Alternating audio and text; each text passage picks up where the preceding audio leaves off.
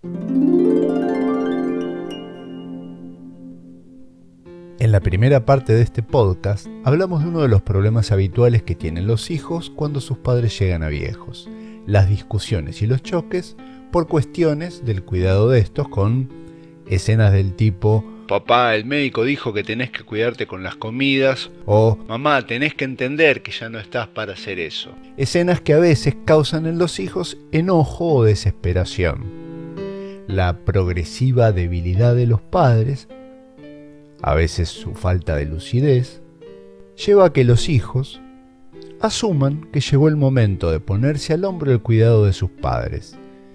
Pero se encuentran con que los padres, más allá de que efectivamente necesitan la asistencia de sus hijos, a la vez desean conservar la autonomía de decidir cómo vivir. Por eso propusimos para los hijos el rol de asistir, el que diferenciamos del rol de estar a cargo. Definimos asistir como ayudar, colaborar, ponerse a disposición. Y definimos, por otro lado, estar a cargo como el derecho a tomar las decisiones. Y planteamos que la tensión se produce cuando los hijos, con una noble intención, se apuran, se adelantan y confunden la asistencia que los padres pueden estar necesitando con el momento de pasar a estar a cargo de ellos. Y también propusimos, para poder tener claro quién está realmente a cargo, la siguiente idea: los padres siguen estando a cargo mientras ellos así lo deseen y tengan fuerza suficiente como para poder concretar sus decisiones sin tener que convencer a nadie. Por último, propusimos que los hijos, salvo en casos extremos, respeten el derecho de sus padres a decidir cómo vivir, y que se ubiquen en el lugar de asistirlos en la medida que puedan, porque asistir les permite estar presentes y acompañarlos, pero sin la carga de estar al mando, porque cuando los hijos sí toman las riendas, cuando los hijos sí están a cargo, las cosas se ponen realmente pesadas. Laberintos humanos. Episodio 9. Dificultades de los hijos para ubicarse ante la vejez de sus padres. Segunda parte. La culpa.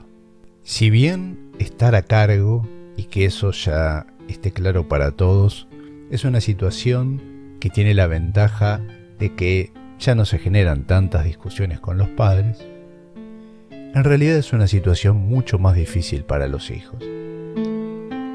Asistir ya es difícil de por sí, porque ayudar a los padres significa agregarle a la agenda un montón de cuestiones nuevas. Asistir ya de por sí implica corridas y trámites que se añaden a una vida que estaba en curso y no estaba diseñado para estas nuevas actividades. Pero si además de eso los hijos están a cargo de sus padres, las tareas se multiplican y ya no les alcanzan los malabares que tienen que hacer para cumplir con todo. Pero además de eso, y esto es lo más importante, si los hijos están a cargo, se les suma una gigantesca carga emocional. Este peso emocional podríamos decir que es inclusive mucho más abrumador que la andanada de tareas concretas que les puede tocar realizar a los hijos. Esta responsabilidad pesa más que ir a buscar los remedios, hacer tal o cual trámite o gestionar alguna cuestión logística. Y hay otro elemento que empeora la situación. La vejez de los padres es algo que todos los hijos saben que va a suceder, pero que en general todos prefieren olvidar.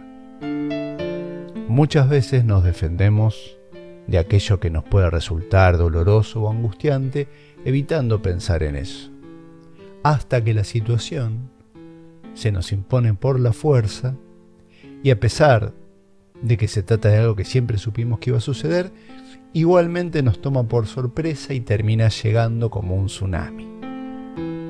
Entonces, ante el sobresalto, ante la abrumación, la primera reacción de los hijos es dejar el descanso y la recreación en suspenso y empezar a funcionar a un ritmo acelerado y estresante. Es posible que ya vinieran viviendo ese ritmo por sus propias cuestiones y en ese caso la situación ahora se vuelve peor.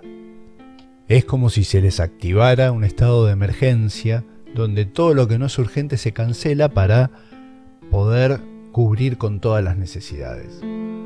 Y así, de a poco, los días se van convirtiendo en una especie de exámenes que temen no llegar a aprobar.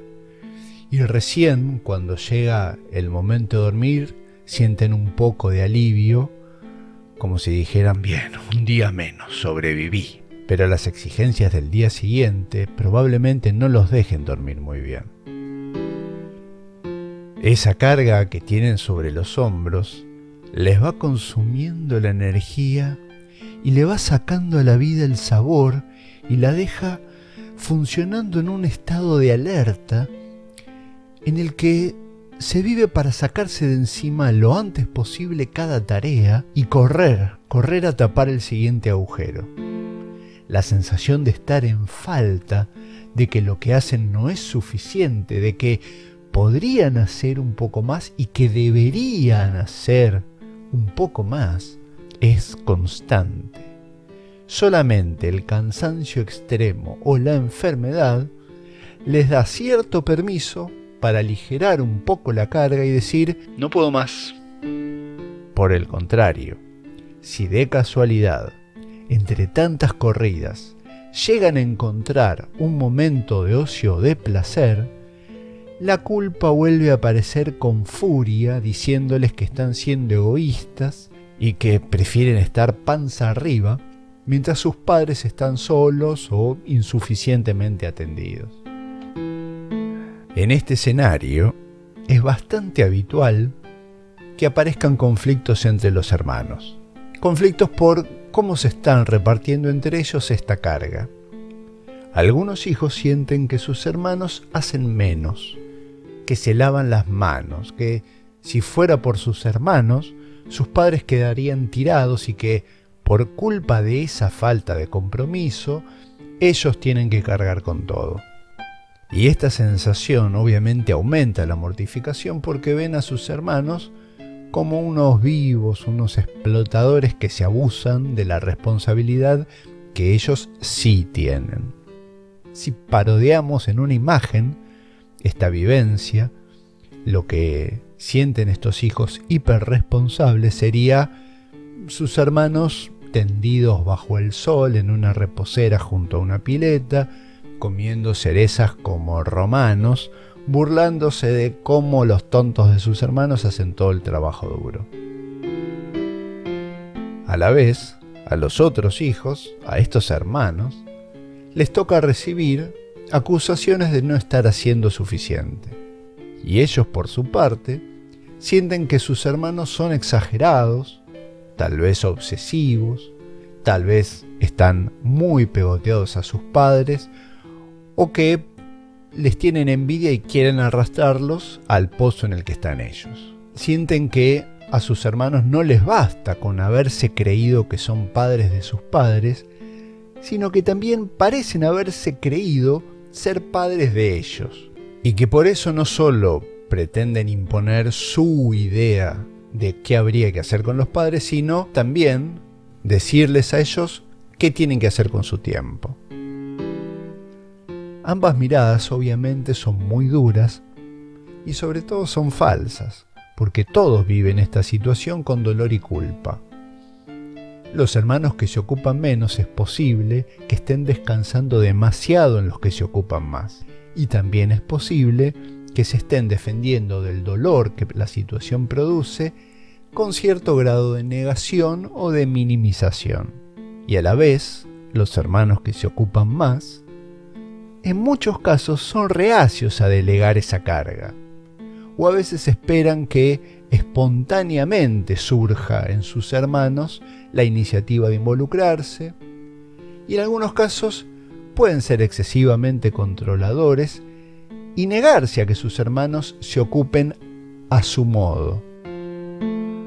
Y también es posible que se defiendan del dolor sobreactuando los cuidados, porque cuando este escenario se vuelve crónico, los hijos que inicialmente dejaron sus deseos en suspenso, pero de forma provisoria, empiezan a entrar en una escalada de desesperanza y se instala una horrible sensación de que solo van a tener tiempo para ellos una vez que estén resueltos todos los problemas de sus padres. Y eso los lleva a una conclusión lógica. Una conclusión que les provoca vergüenza y todavía más culpa, a tal punto que muchos ni siquiera toleran confesársela a sí mismos. La conclusión de que recién van a poder recuperar tanto su libertad como su energía cuando los padres ya no estén. Los que pueden soportar este horrible pensamiento sin juzgarse pueden lidiar mejor con la culpa que aquellos a quienes les resulta imposible reconocerlo. Aquellos que no aguantan esta idea muchas veces tienden a sobreproteger como si hicieran un esfuerzo para decirse a sí mismos: yo nada más lejos que esperar que les pase algo. Todo lo contrario, es más, no sé qué haría si les pasara algo, no lo soportaría. Lo que no deja de ser cierto, porque esta fantasía tiene que ver con la desesperación y no con la falta de amor. Pero desde ya que esta sobreprotección aumenta el agotamiento. Así como en la primera parte distinguimos asistir de estar a cargo, ahora vamos a hacer una nueva diferenciación. Vamos a plantear una nueva herramienta que, si bien nos va a ayudar, por ejemplo, a pensar mejor el reparto de la carga entre los hermanos, en realidad tiene otra utilidad. Es un concepto que, más que para ordenarnos con otros, nos va a servir para ordenarnos con nosotros mismos, para acomodar nuestras emociones, para aplicarlo a cómo nos relacionamos con nosotros mismos ante lo que podemos y lo que no podemos hacer. Para eso vamos a imaginar una escena clásica de muchas películas de cine catástrofe. Tenemos un avión cargado de pasajeros que perdió a sus pilotos y nadie puede aterrizar la nave. Ante la desesperación surge la famosa pregunta de las azafatas: ¿alguien a bordo sabe manejar un avión? Y el protagonista, un pasajero que venía durmiendo muy cómodo, resulta que en una época estuvo jugando bastante con un simulador de vuelo y entonces, dentro de todo lo que ignora un poco menos que los demás. Entonces pasa, muy a pesar suyo, a estar a cargo del aterrizaje.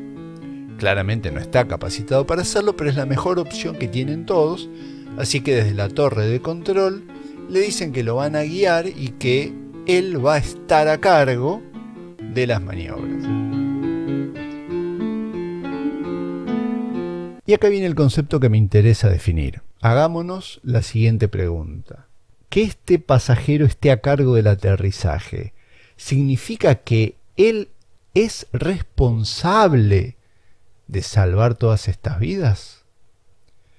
¿Debería sentir sobre sus hombros el peso de que si no hace las cosas suficientemente bien, se van a morir todas esas personas? Por algún motivo nos resulta obvio que no. Intuitivamente tenemos claro que no. Que el tipo va a hacer lo mejor que pueda, pero que él no debería hacerse cargo de lo que salga mal. Que no va a ser su responsabilidad, más allá de que es posible que él igualmente lo viva así. Y esta es precisamente la noción que vamos a introducir ahora. Es la tercera categoría que nos va a servir para analizar estas situaciones. Entonces, primero diferenciamos asistir de estar a cargo y ahora vamos a diferenciar estar a cargo de hacerse cargo. Estar a cargo y hacerse cargo son dos frases que a veces usamos como sinónimos, pero que las vamos a empezar a utilizar de forma separada. Hacerse cargo equivale a ser el responsable de algo. Y esta diferencia tal vez no cambie mucho lo que tenemos que hacer, pero cambia drásticamente el modo como nos vemos a nosotros mismos. Cambia de forma radical cómo nos sentimos con nosotros mismos ante aquello que no alcanzamos a cubrir. A los hijos esta diferencia tal vez no les ahorre las tareas de las que están a cargo, pero les puede servir para no ser tan duros consigo mismos y poder valorar lo que están haciendo y reconocer que aunque haya agujeros que no alcancen a cubrir, igualmente están llevando la situación con nobleza y sobre todo son buenos hijos. Diferenciar entonces estas tres categorías: asistir, estar a cargo y hacerse cargo, o lo podemos llamar también ser el responsable, sirve para salir de esas encrucijadas donde los hijos creen que tienen que elegir entre sacrificarse por sus padres o abandonarlos. Veamos que el protagonista de nuestro ejemplo obviamente no va a desentenderse del problema diciendo: ah, no, yo no soy el piloto, no es mi obligación que el avión no se caiga, y se lava las manos. Aún sin ser su responsabilidad, va a estar a cargo porque no le resulta indiferente que el avión se estrelle o no. Pero, más allá de la adrenalina de la situación, lo puede abordar desde el lugar de saber que todo lo que haga será valioso y valorado, que todo lo que aporte va a contar a su favor y que todo lo que no pueda hacer no va a ser su responsabilidad, no va a ser su culpa. Que los eventuales destrozos que pueda causar si logra aterrizar la nave no le van a ser cobrados, no se los van a reprochar y va a quedar liberado de la culpa de todo lo que no pueda hacer, y que a la vez todo lo que sí puede hacer le va a ser agradecido. Así como en este ejemplo el pasajero del avión tiene la limitación de que no sabe aterrizar la nave, en la vida cotidiana los hijos también tienen limitaciones. Empezando por la limitación de tener que seguir atendiendo otras cuestiones, y que el tiempo y la energía son una sábana corta con la cual en la medida que están a cargo de una cosa dejan de estar a cargo de otra. Sin embargo, este no es el verdadero motivo por el que el pasajero no es en realidad el responsable de este aterrizaje. El motivo es bastante obvio, aunque ante las urgencias se nos suele pasar por alto. Es el mismo motivo por el cual los hermanos que probablemente sí necesiten repartir mejor algunas tareas, en realidad no deberían repartirse la carga, ni tampoco ponerse a comparar cuán ocupado está cada uno, como si el hecho de tener más actividades en la vida personal o estar más nerviosos los liberara de alguna obligación, o por el contrario, si están más desocupados y tranquilos, entonces están más obligados.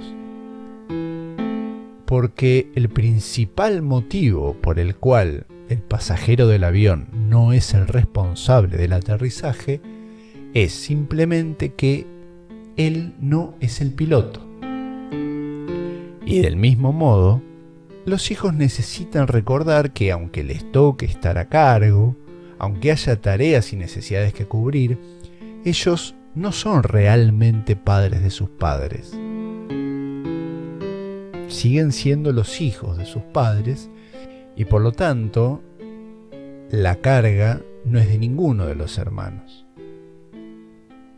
Pensar los vínculos a partir de la responsabilidad sirve para ordenarlos. Nos da cierto mapa, cierto organigrama mental para recordar cuál es el lugar de cada uno en la familia. Y esto nos va a servir para poder abordar el desequilibrio que se produce cuando llega la vejez de los padres en esas relaciones que históricamente fueron difíciles y que se mantenían estables a partir de una respetuosa distancia, pero que ahora pareciera que hay que barajar y dar de nuevo y repensar la ubicación de cada uno.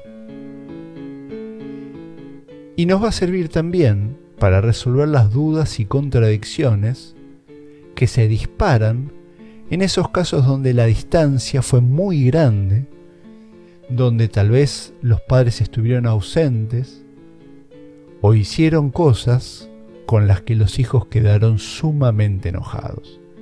Algo que vamos a ver en la tercera y última parte de este podcast.